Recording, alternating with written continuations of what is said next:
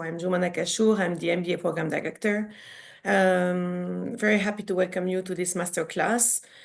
And I will just pass it on perhaps to you, either Leah, or maybe directly to Benoît.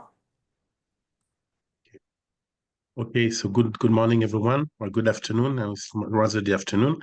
So I will share with you some thoughts about how to be impactful.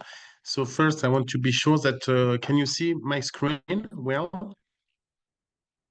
Yeah? Yes. Yes. Okay, so I realize that, sorry, there is a spelling mistake. Okay, sorry.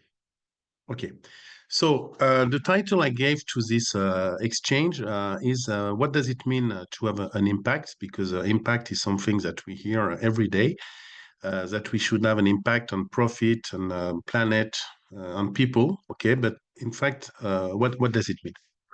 So first of all, I did as I usually do when I want to think about something, I go in the dictionary to see the different meanings of impact. And so when you look at the dictionary, you see that you have different approaches to impact. One is, of course, technological. So the impact is a collision between two bodies. It can be also a whole, like a trace left by a projectile. So that's why we talk about points of impact. It can be something like a shock effect, and it means that you have a strong action on someone or something. And there is a weaker meaning, which is connected to having an influence on somebody else. And I think that the last two definitions apply to the kind of impact I will talk about. So the impact issue is linked to what we call the double materiality question, okay, which is related to the relationship between companies and the environment, which I tried to summarize with a kind of simplistic drawing, okay, which has to do with the matter of externalities. So we have two ways of looking at the problem. The first way is to look at the externalities from the company point of view, which means trying to evaluate the possible negative impact that production has on the planet. So that is basically what we imply when we talk about corporate impact. We think about the possible negative externalities, which means that we consider that the environment is external to the company, which is also a problem, because if we really want to take care of the environment, maybe we have to go away from this vision, from this way of thinking, by considering that the environment is not external to the company, and that is a stakeholder. So that is part of the ecosystem of a company. And the second externalities is the symmetrical one, which means the impact of the environment on corporations. And that, of course, has to do with the possible damage, okay, that can be produced by the environment on companies. And so there are two ways of thinking. Of course, I think that that leads to a cultural significant difference between, for example, the American vision and the European vision. Because in the American vision, it's more about assessing the second type of externalities, which means the impact of the environment on corporations, whereas in Europe, we are also focusing on the externalities of companies. And that raises, for me, the strategic issue, which is, should companies save the planet or save themselves? Okay, that's the real issue. And I think that today, the political debate turns around this question, whether we should help companies to survive, or whether we should help the environment to survive, because those are two ways of seeing the phenomenon. So that leads to, can you still hear me? Is the connection good? Yeah, okay. So that leads me to consider the what I would call the playground. So if we talk in terms of stakeholders, so of course we have the manufacturing sphere, so production, which of course destroys a lot of resources. Then we have what we call the intermediation sphere, which is basically consists of distribution of goods, which of course also consumes a lot of energy, and also the influencers sphere, which is part of intermediation, but I put in the same team. And as we saw, inf influence is one part of the impact, one part of the possible impact. So the impact is not just physical; it can be also a cultural impact or a political impact. So, for example, lobbying is part of it. Then we have the people. So the people, I don't know how to call those people, whether we call them clients or consumers or inhabitants of the world. So that's a real issue. Or citizens also, we could call them citizens, because for us, citizenship is a very important dimension. And then we have, of course, the planet, which we consider now is a stakeholder. And everything, well, all those stakeholders, in fact, they are operating in a social and cultural environment, which we have to take into consideration. So that's why the impact, you can see it at the two levels. One is at the level of the impact, the physical impact on the four spheres of the market, including the planet, because I would consider the planet is not external to the market. It should be integrated as a stakeholder. And the second type of impact is the influence that some stakeholders might have on others, especially the political world, but also in the capacity to build the social and cultural environment, which is, for me, very important. Knowing that, so this is something that was demonstrated by a very famous American philosopher whose name is Nancy Fraser. She wrote a book which is very interesting about the cannibal dimension of capitalism. And basically what she says is that capitalism treats nature and the environment as something which is unlimited, so as an unlimited resource, and it tries to disguise is a destruction process behind narratives like croissance verte, so green growth, or sustainability. So it means that for her, sustainability is just a way to disguise the fact that we still destroy the natural resources. And of course, there is an asymmetrical extraction process, which leads to an ecological damage, which seems not reversible. So that is, of course, the issue. And the problem, of course, is that by acting this way, capitalism gives a clear priority to short-term gains over long-term viability. And that's the paradox, is that it accelerates its own destruction. So, which means that the focus is not to criticize capitalism, because, for example, for the moment, we have no better alternative.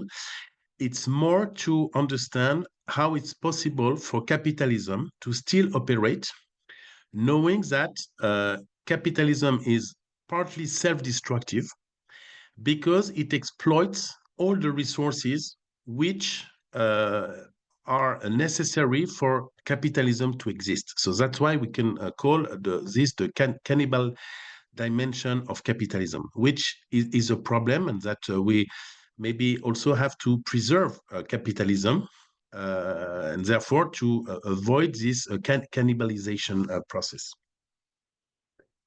Another way of looking at things is going back to a very famous English anthropologist, David Graeber, who wrote a book that you probably have heard about, which is called Bullshit Jobs, which is about the fact that he observed that most people, especially in the service industry, they suffer because they feel that that job is not useful.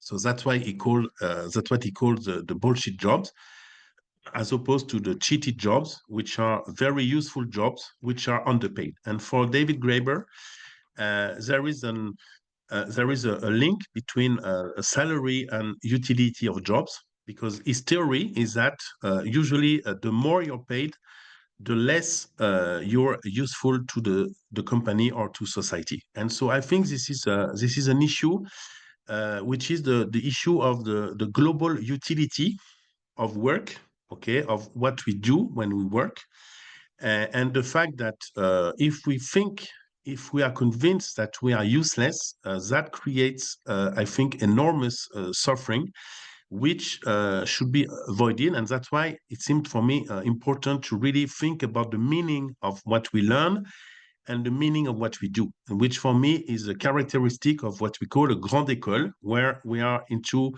really critical thinking, okay, and trying to help participants to ask the good questions rather than to provide answers. That's the critical standpoint. And that just allows me to jump on the program. I will come back to the impact thing, which is that I gave this, I propose this topic because I think that what we propose is to think in terms of learning and acting. Okay, so thinking, learning, acting, which are the key activities, because we think that learning is a fundamental activity of citizenship. And that's why we really insist on the methodologies linked to critical thinking, because we think that through better ideas and good questions, we really can change the way we think and live, and to envision a better world. Because basically the idea is to propose and disseminate creative ideas, so a kind of shift, okay, from the social conventions, and to propose ideals that will shape and influence the lives of millions of people. So basically, big ideas through big ideals, I think, is a major characteristic of our vision, because we are convinced that all our collective actions should have a very strong social utility. So that's why, for me, the synonymous of impact is a utility. And utility is based on a principle which was coined by political economy in the 18th century, which is that customers, let's call them customers, they will always try to maximize their gains and to to diminish their pains. So it means that when we are thinking about selling products and services, we always have to think in terms of how to create gains as much as we can for people, and how to relieve pains as much as we can. This is the basic idea of the utility principle.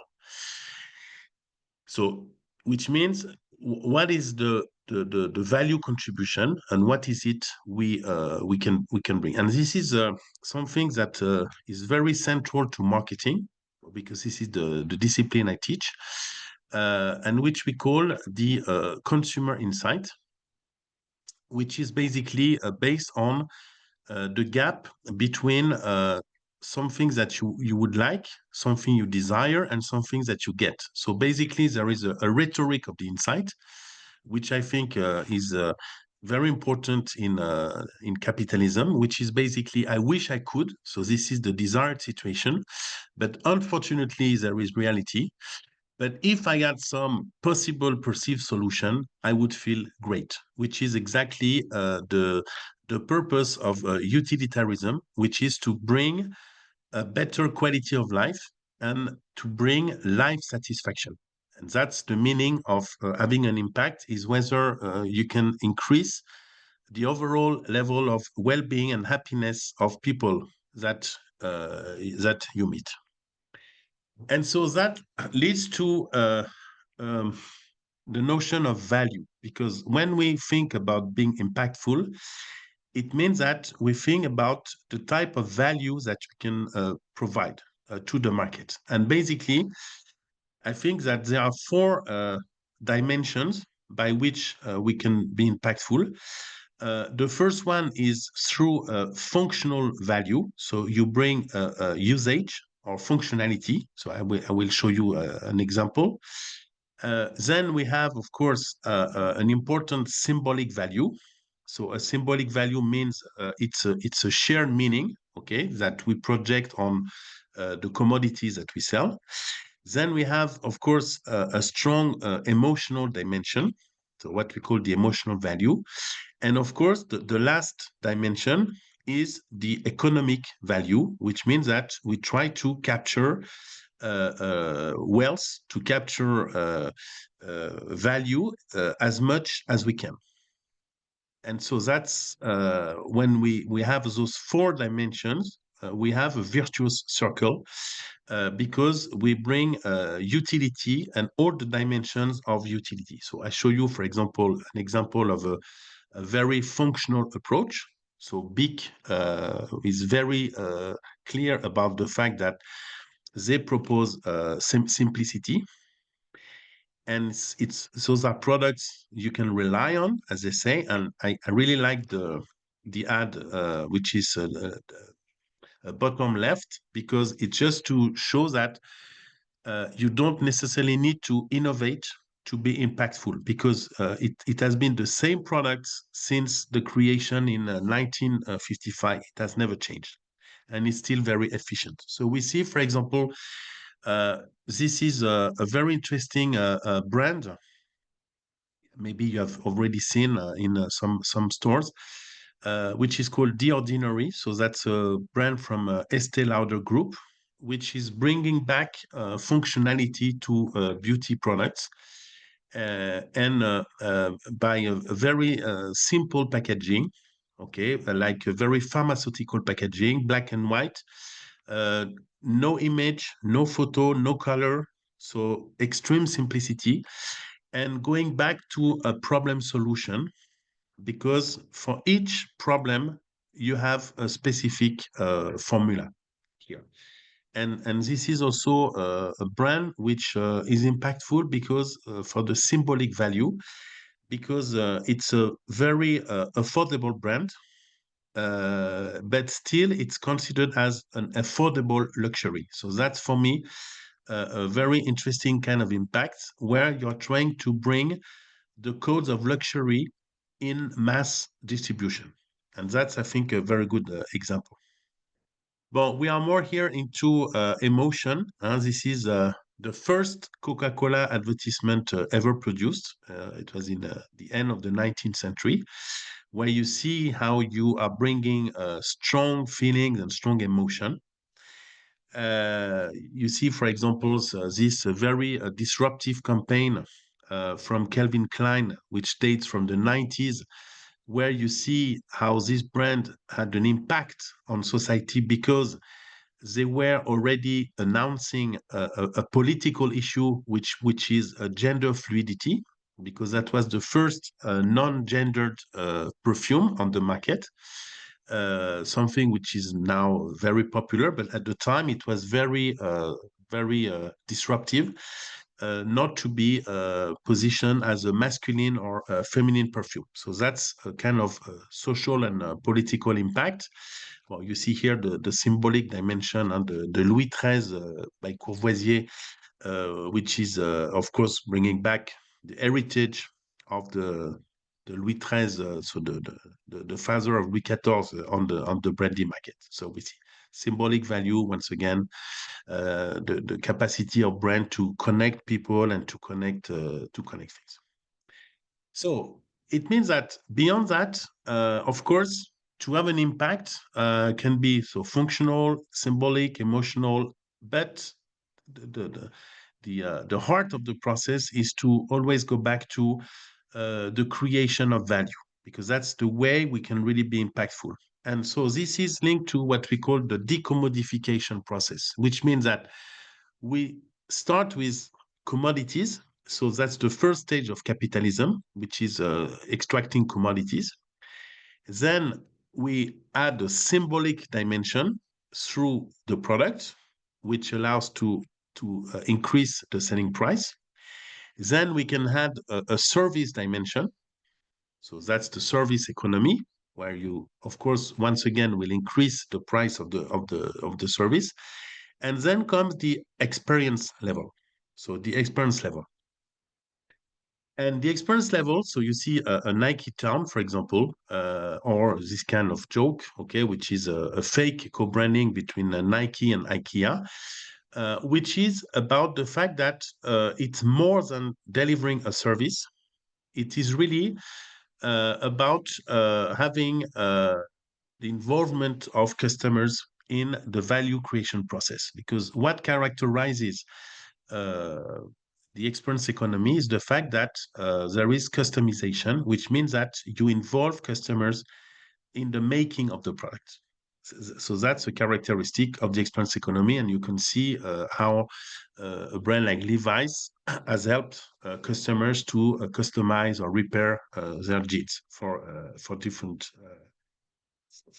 for many years.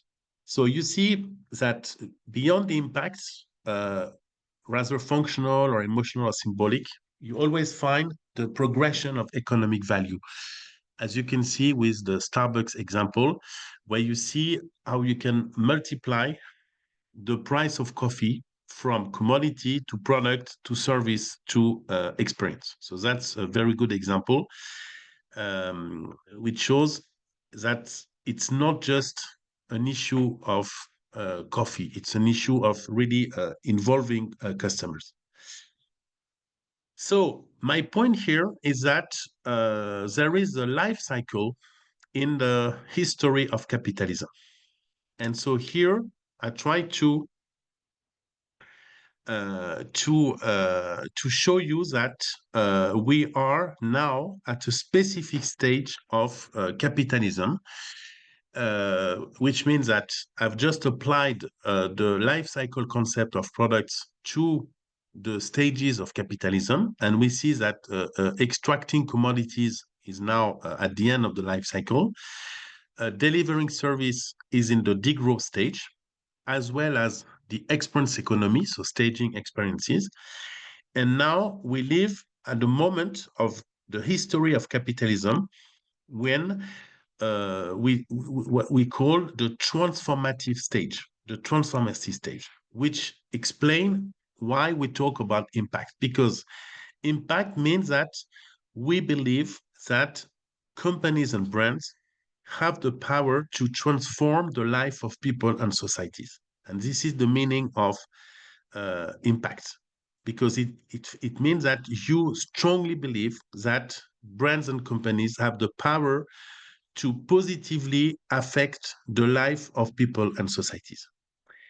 And don't forget that this is just one stage of capitalism. And this stage, of course, is consistent with the fact that we talk also about circularity, we talk about sustainability, but let's not forget that those words that we hear every day are just part of a cycle of capitalism. And with all the political changes in the world, there's a pending question, which is about, which regards our capacity to still take care of the planet and the environment, because you could observe in a lot of discourses, for example, especially in the United States, the fact that some companies have given up to the discourse regarding the protection of the environment. And basically, we're coming back to the one type of externality, which is just how to save the soul and the life of companies, but which means the focus is not on the planet and the environment. which is a very nice discourse, but in reality, most companies now they claim that they are trying to really save their own soul, their own company, which is totally different. And so that has a translation in marketing, is that when we talk about impact, the marketing translation would be to have a purpose. And the purpose is the reason for existing on the market.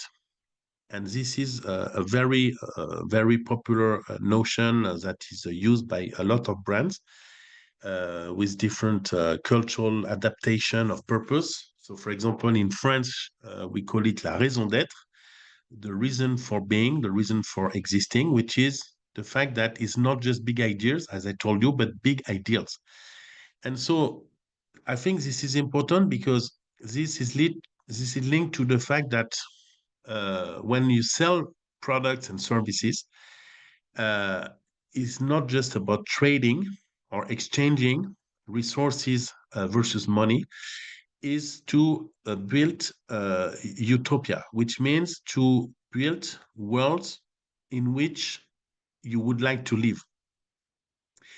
And for me, there are two options here.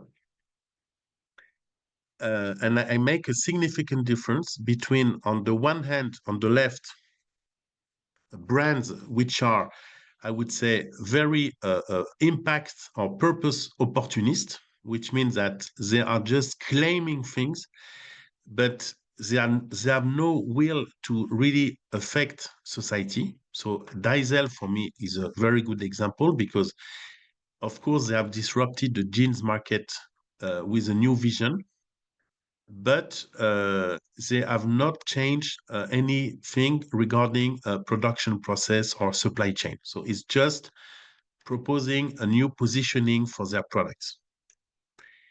So that has, of course, a marketing impact. So that's more an influential impact, but it doesn't have a pragmatic impact. Whereas on the right, I think we have a good example of what I call a purpose-driven brand, which is Muji. Because when we talk about a purpose-driven brand, most people would think about Patagonia. So I wanted to escape this classical example. Muji is a Japanese brand. So Muji means no name in Japanese. And what is very interesting is that this brand is based on the principles of Japanese philosophy, which is about streamlining and careful elimination of everything that is not necessary. So gratuitous features and design which is not related to function. And so I think that this is a very interesting example of a brand with a doctrine, which is basically simplicity. So it's not very far from big, except that they do not operate in the same product categories. And it's the fact that, as they say, they aspire to modesty, plainness, okay, the capacity to adapt and shape to the styles, preferences, and practices. So practices are very important.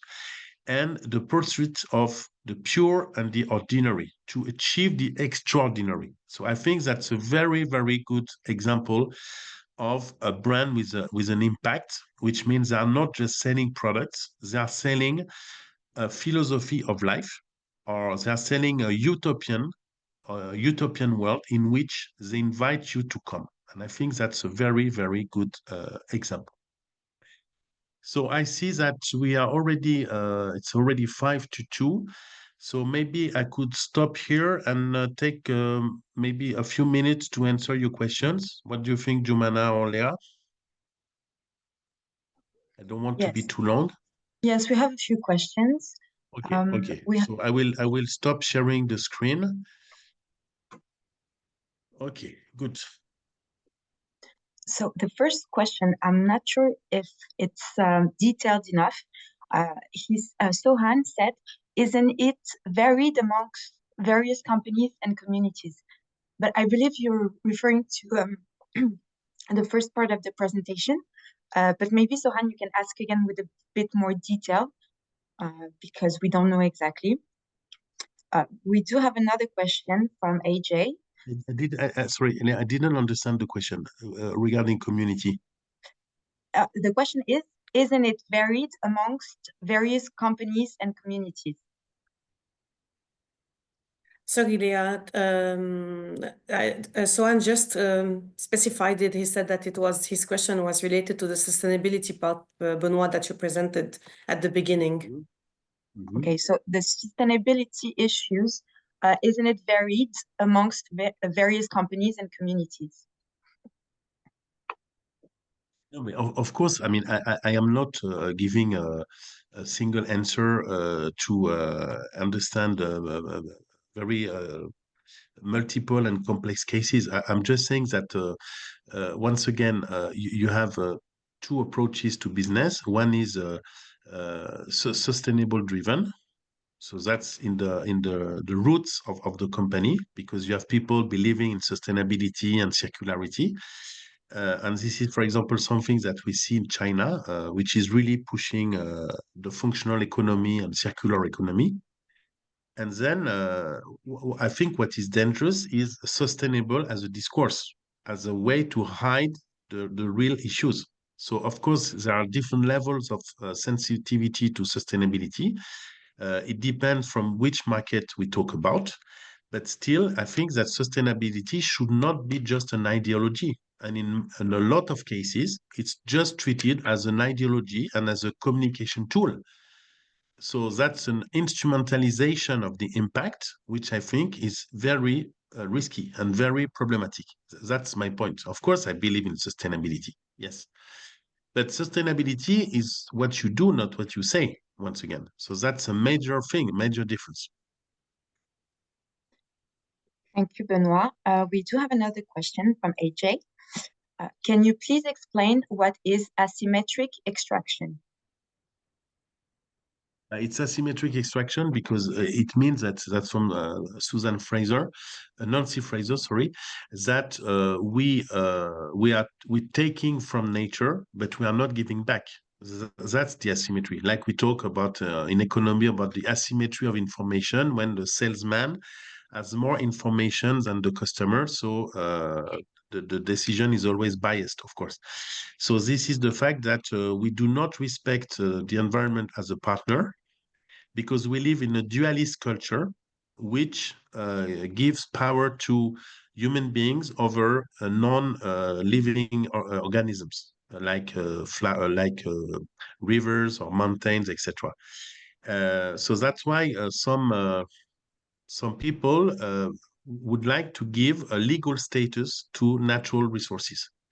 That's a major shift, because it means that by doing so, we consider those as partners in the market and in the contract. And that, I think that is a very interesting solution, because that will break the asymmetry.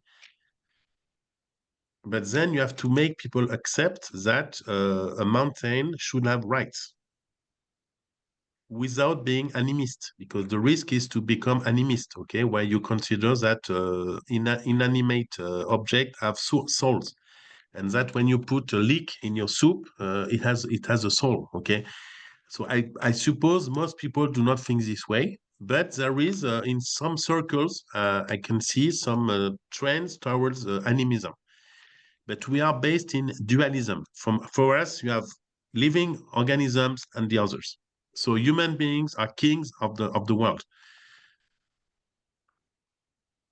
Thank you, Benoît. We do have another question. Do Nike also use the emotional value with Just Do It? Yes, because Nike, I made a course this morning about Nike, but what we call the Nikeization of society. Because Nike has transformed the sport equipment market, where Adidas was dominating when they appeared. So it was in 76, I think. And the narrative of Adidas is very technical, is based on products. And so Nike brought the idea that you can find your inner greatness. So greatness is inside of you. So it's like it's a little bit like the discourse we have in most business schools, like you can be a better yourself or yourself. a better version of yourself as an entrepreneur. So you have all the capacities within you, and you have to fight against yourself to accomplish the better version of yourself.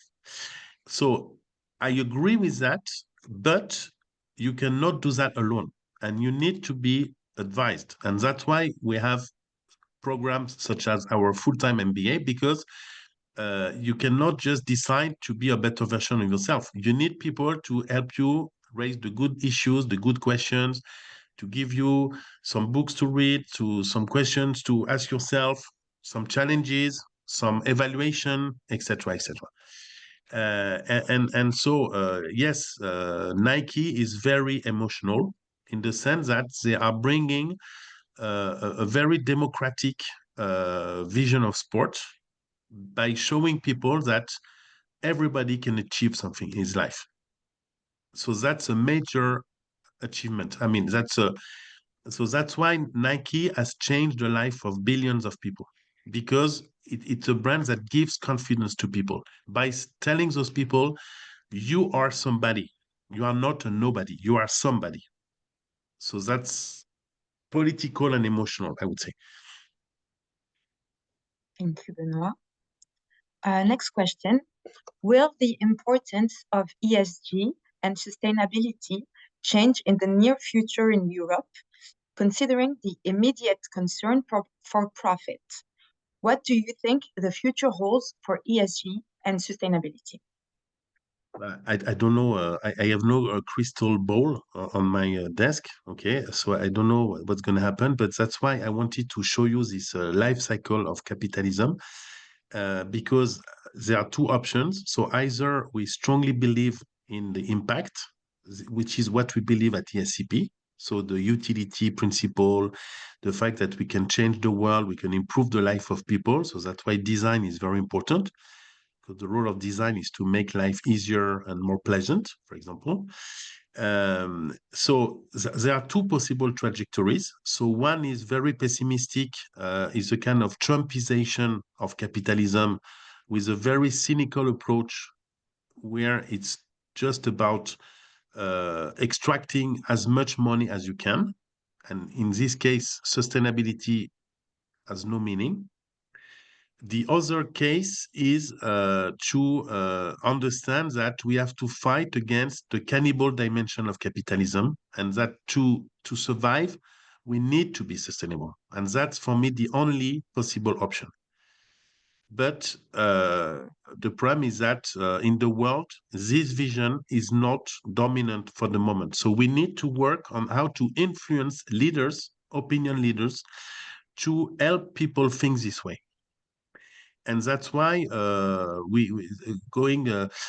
writing articles, writing books, going on TV, etc., are very important to convince the public opinion and politicians. So I work a lot with politicians on those issues, and how to make a bridge between politicians and the world of corporations, so that we really protect what we think is important. And sustainability is important. But for me, to build a sustainable society, you need also to have a society with more equity. So we need to think how we share resources. So that's why I talked about the asymmetry of extraction, because it's also the distribution of resources, which is unequal. And that's a problem, I think. So this is my belief. And my belief is that, as you can understand, I am not an academic guy just sitting in his office. I am an activist. I want to change the world because I think that we can improve the life of people. And so that's for me very, very important. Very. Thank you, Benoît. I guess we have a good segue because you were talking about politics. And John Dua from Ghana asks, how does socialism affect businesses? Very general question. So for me, there are two ways. We can see an application of socialism on how it affects business through a typical example of socialist capitalism, which is the Swedish IKEA. IKEA is clearly the application of socialism to capitalism. So it means it works. Of course, I am not defending the old communist model. Huh? I don't believe in that. Huh? But I think that socialism, in the fact that we share resources and that we make more accessible and affordable products, is something very important to think the possible trajectory of capitalism. And for example, I work a lot on the luxury market. And luxury is a very good example because our conception of luxury is based on individual possession. So luxury are the things I will buy for myself with the logos, etc. Okay, but let's not forget that you have also a shared luxury. Monuments, cathedrals, beautiful things, which are common things. So I think that what socialism can bring to the market is to make a better sharing between common goods and private goods. That's for me, and also to make some product categories and practices very affordable and accessible. So Decathlon, I would say, is a good example of this principle, except that Decathlon has went too far in the discount of some product categories. So, of course, when you sell sport equipment shoes, which cost 13 euros, it means that you do not respect le droit du travail. So at some point, if you need to underpay people, that is a problem. So the basis of socialism, as you know, if you go to Denmark, professors are paid the same as house cleaning ladies. So that's a model, maybe a bit extreme, but of total horizontality. I'm not sure it's the most efficient, but that has been experimented.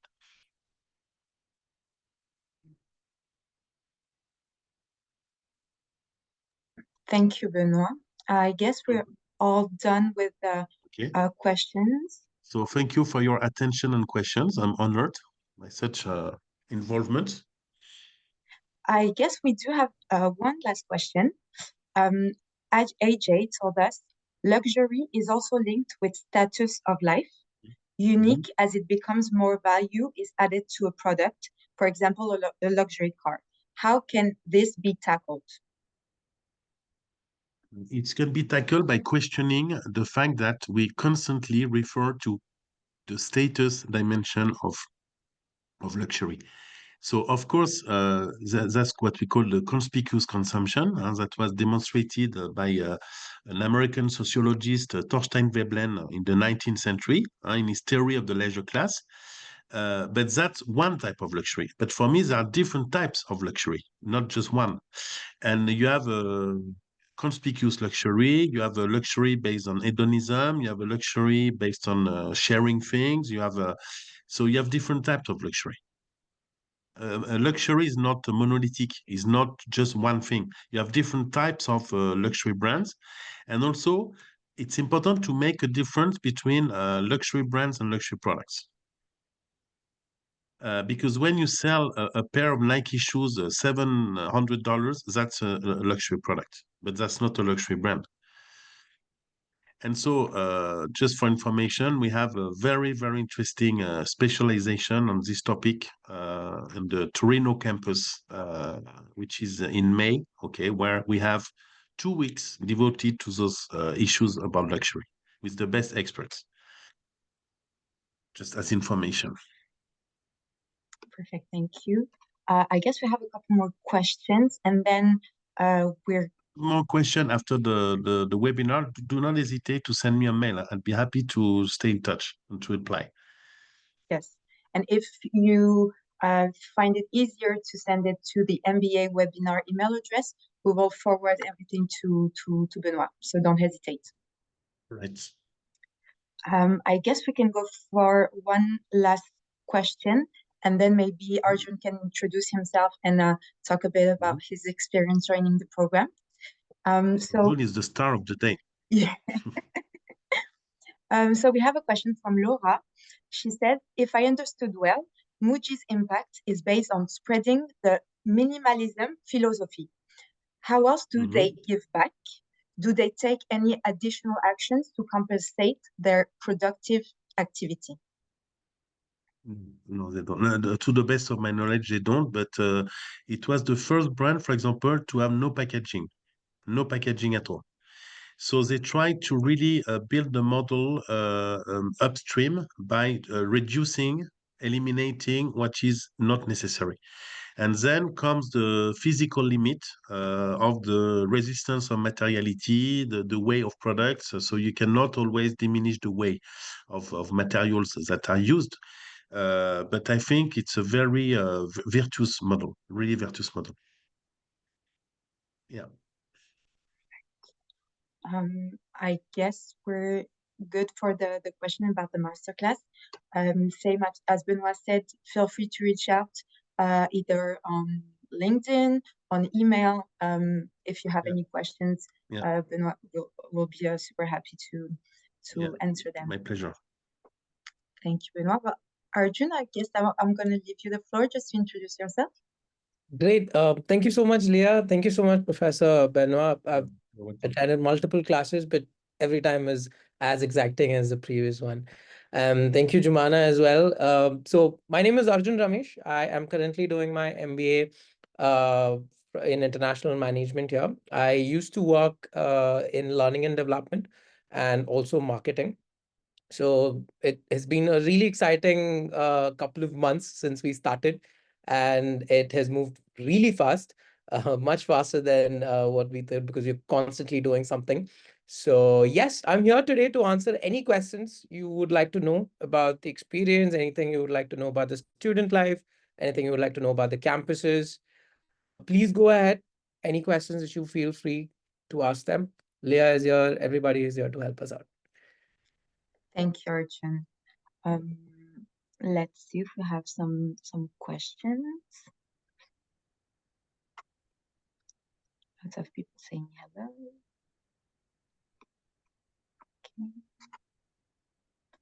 Okay.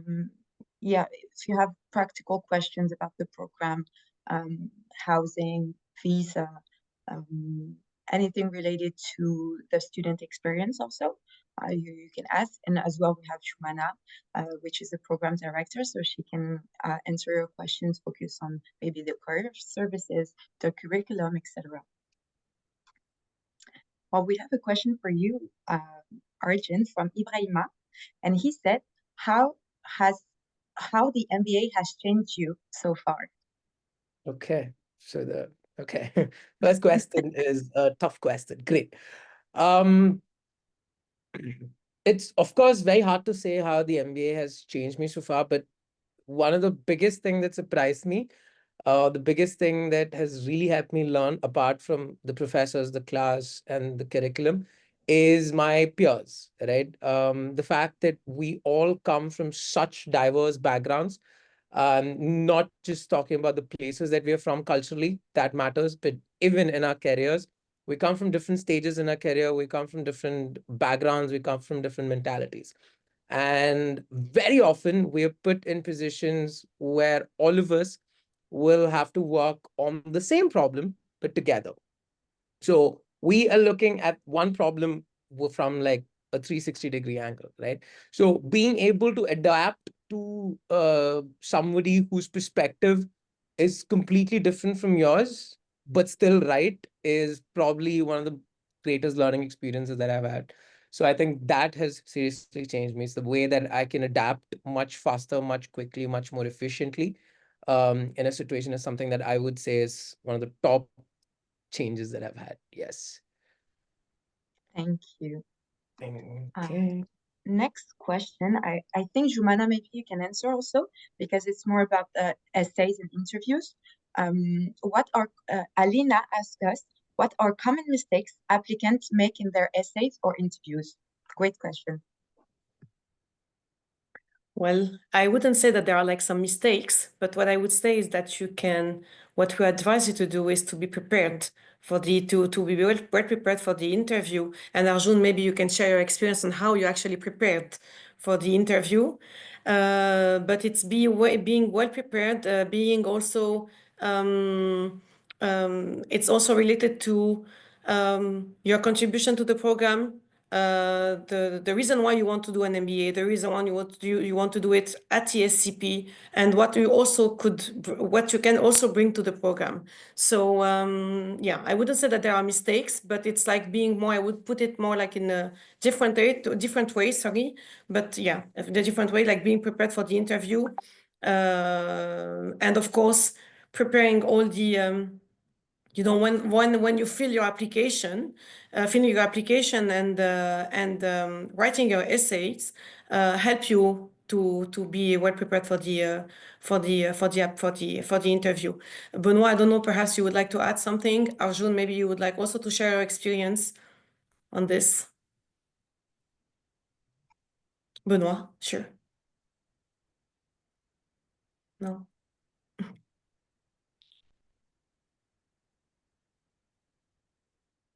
Okay, I can quickly tell you about my experience, or rather than my experience, I would say the best thing for you to have is be as honest as you can to yourself. Be as honest and clear as you can be about your experience, the work you've done, the kind of leadership roles that you've taken across your career, your academic career, and make sure that it is very clearly and crisply presented in your application. Why I particularly say this is because, especially in the interviews, if you're having a conversation, you would be having a conversation on what you did, how you did it, and why you did something like that, right?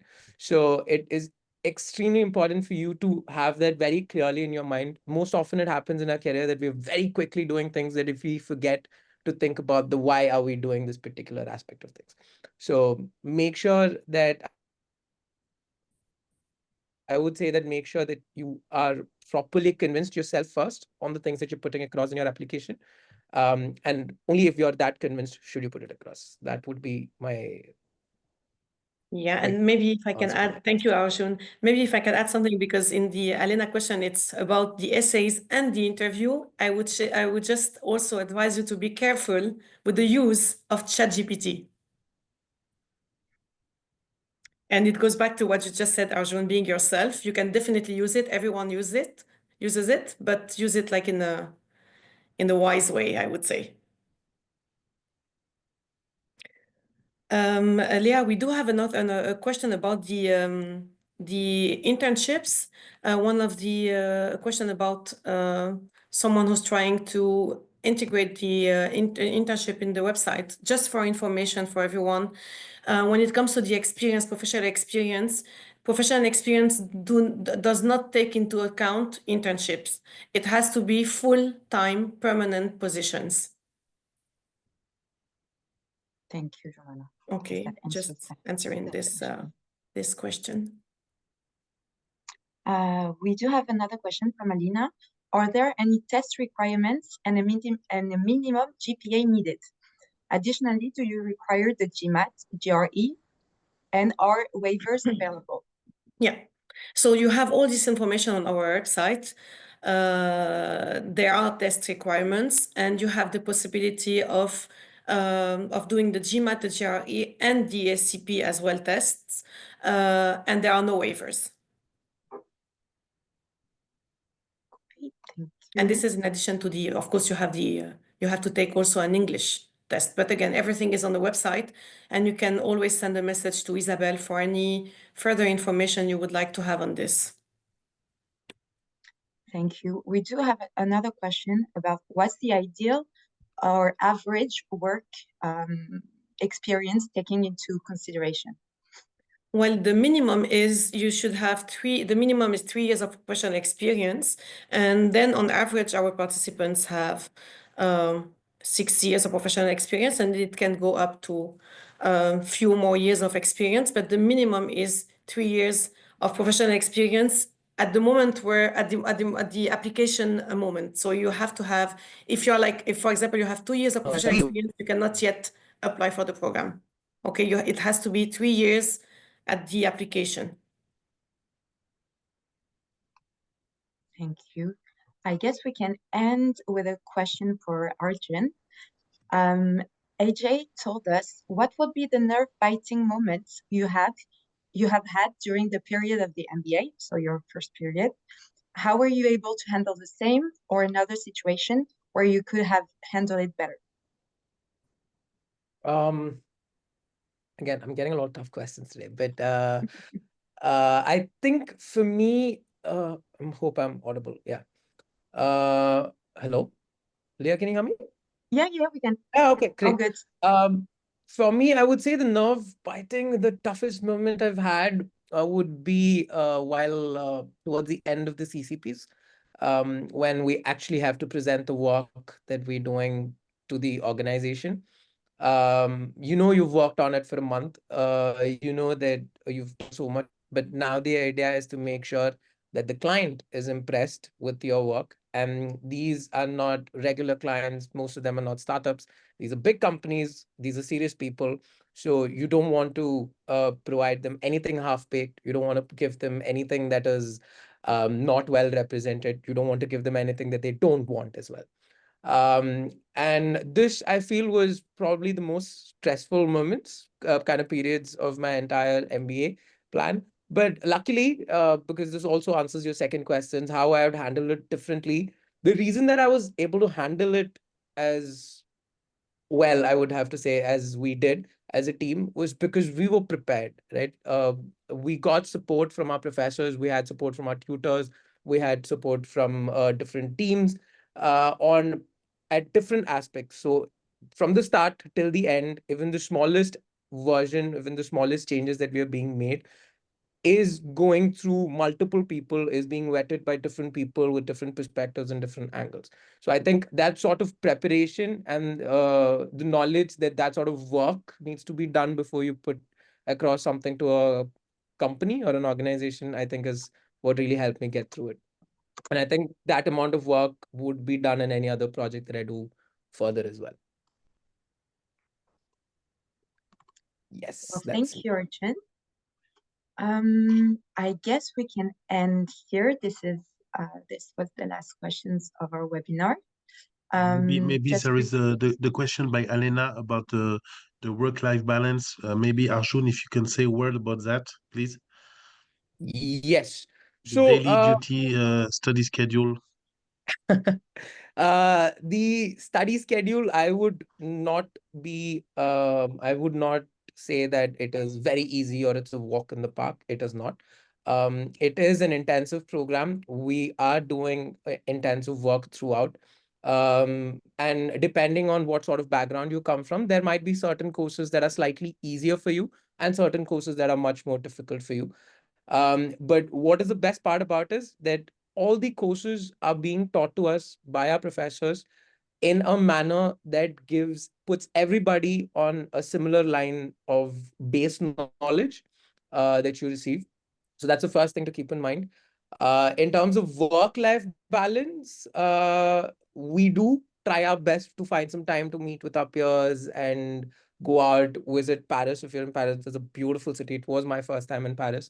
But it is not going to be easy. You will have to put in a lot of work because it's not just about studying the courses. You're doing projects, you're doing assignments, you're working with multiple teams. So the best way to do is to try to make all of those aspects as fun as possible, right? So there is going to be work-life balance, but it's about how much effort you decide to put into it, is what I would say. Thank you. Well, I guess that was it. Thank you so much first to Benoît for this masterclass, for hosting. Thank you, Jumana and Arjun, for joining us and talking about your experience. And thanks to you for following along and watching our webinar.